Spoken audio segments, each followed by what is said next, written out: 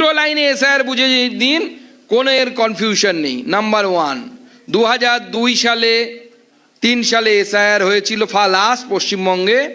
2002 এবং 3 সালে আপনার ভোটার লিস্টে নাম আছে, আপনি ওকে, আপনার নাম এবারে উঠে যাবে। আপনি বলবেন দাদা আমার তো 18 বছর হয়নি, আমার 2002 সালে ভোটার লিস্টে নাম ছিল না, আমি পরে 18 বছর হয়েছে আমার বয়স। তাহলে আপনার মা বাবার নাম ছিল, তাই তো? প্রমাণ দেখান, আপনার নাম উঠে যাবে, কোনো কনফিউশন নেই, এসআইআর শেষ।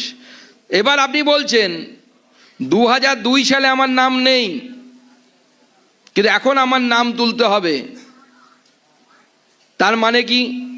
বলছেন আপনার বাবা মার নাম নেই।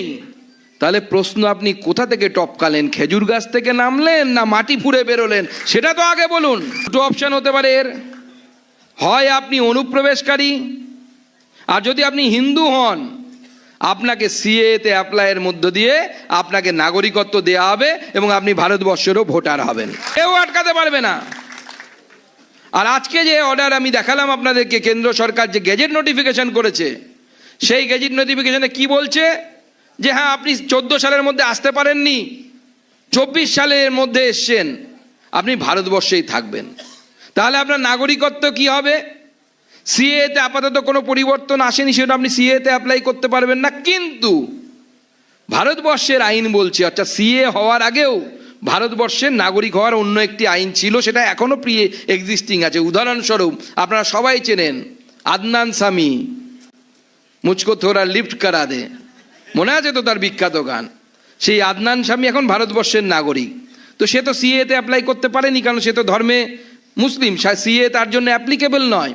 তাহলে তিনি ভারতবর্ষের নাগরিক হয়েছেন কিভাবে? ভারতবর্ষের নাগরিকত্ব দেওয়ার আইন বলছে যে প্রসেস অফ ন্যাচারালাইজেশন, এর মাধ্যমে আপনি ভারতবর্ষের নাগরিক হতে পারেন। তার জন্য কি দরকার?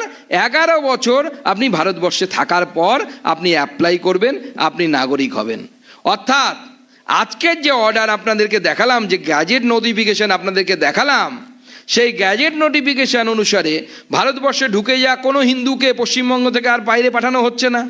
তাহলে তারা যদি থেকে যায় 11 বছর পর, তাহলে পরে তারা ভারতবর্ষের আইন অনুসারে, যে আইন আমাদের তৈরি করা না, অনেক আগে থেকেই ছিল, সেই আইন অনুসারে 11 বছর পর তারা অটোমেটিক্যালি নাগরিকত্বে তারা আবেদন করতে পারবে। এবং আমি তো মাননীয় প্রধানমন্ত্রীজিকে আগামী দিনে আবেদন জানাবো যে সিএর মধ্যে পরিবর্তন এনে যেন তাদেরকে সিএর মাধ্যমে যেন নাগরিকত্ব দেয়া হয়, সেই চেষ্টা তাড়াতাড়ি যেন আমরা নাগরিকত্ব দিতে পারি।